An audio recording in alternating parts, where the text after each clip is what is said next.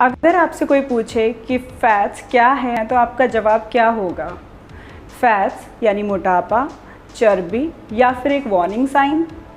Well, don't stress your brain so much. Let me introduce you to the real facts of fats. Fats, जिन्हें lipid भी कहते हैं, उनका structure carbon, hydrogen और oxygen के mixture से बनता है. आपने दो तरीके के फैट्स के बारे में सुना होगा, एक saturated fats and unsaturated fats. Saturated fats को बैड फैट्स के नाम से भी जाना जाता है, क्योंकि ऐसा माना जाता है लोगों की तरफ से कि जो सैचुरेटेड फैट्स हैं वो अनहेल्दी होते हैं उनकी बॉडी के लिए. और वहीं पर अगर मैं बात करूं अनसैचुरेटेड फैट्स की, तो ये गुड फैट्स के नाम से जाने जाते हैं, because people think that these fats are good for their health. But reality में सीन बिल्कुल ऑपोजिट है. कैसे? आइए सैचुरेटेड फैट्स को पहले समझते हैं कि ये हैं क्या.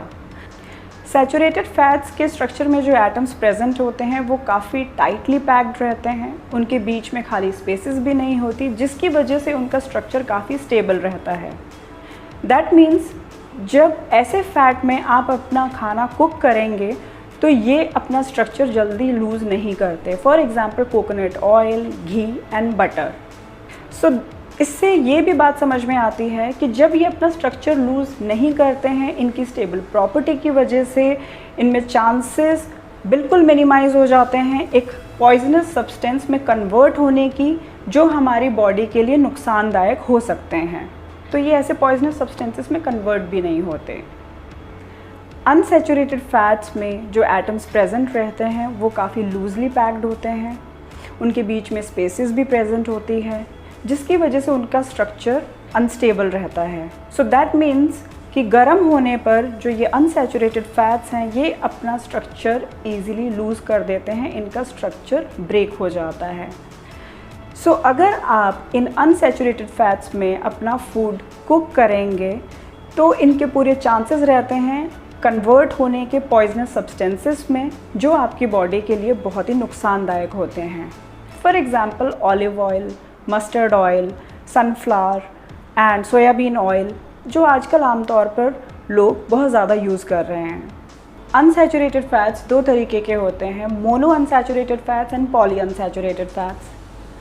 मोनो अनसैचुरेटेड फैट्स, जो मुफा के नाम से भी जाने जाते हैं, उनका एग्जाम्पल है ओमेगा 9. सो मोनो यानी एक.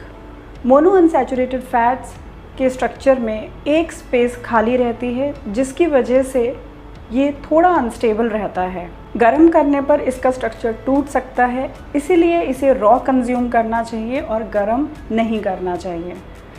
तो मैं अगर आपको एग्जांपल्स दूं, लाइक ऑलिव ऑयल जो सैलड्स में यूज़ कर सकते हैं, मस्टर्ड ऑयल जो सरसों का तेल होता है उसे आप पिकल्स में, अचार में यूज़ कर सकते हैं, और जो राइस ब्रैन ऑयल होता है उसको सूप्स में यूज़ किया जाता है.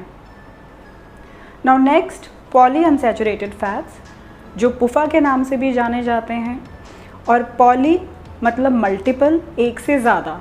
तो इनके स्ट्रक्चर में एक से ज़्यादा खाली स्पेसेस होने के कारण इनका structure as compare to mono unsaturated fats ज़्यादा अनस्टेबल रहता है, और गर्म करने पर डेफिनेटली इनका जो स्ट्रक्चर है वो लूज़ हो जाता है बहुत ईजीली.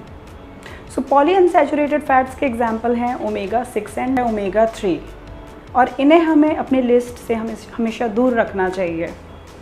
बट अब ओमेगा 6 3 भी कंज्यूम करना बहुत इम्पॉर्टेंट है, क्योंकि उसके भी काफ़ी सारे रीज़न्स रहते हैं. ओमेगा 3, 6, 9 आपको कितने अमाउंट में कंज्यूम करना है, उसके लिए आप मेरे साथ जुड़े रहिए.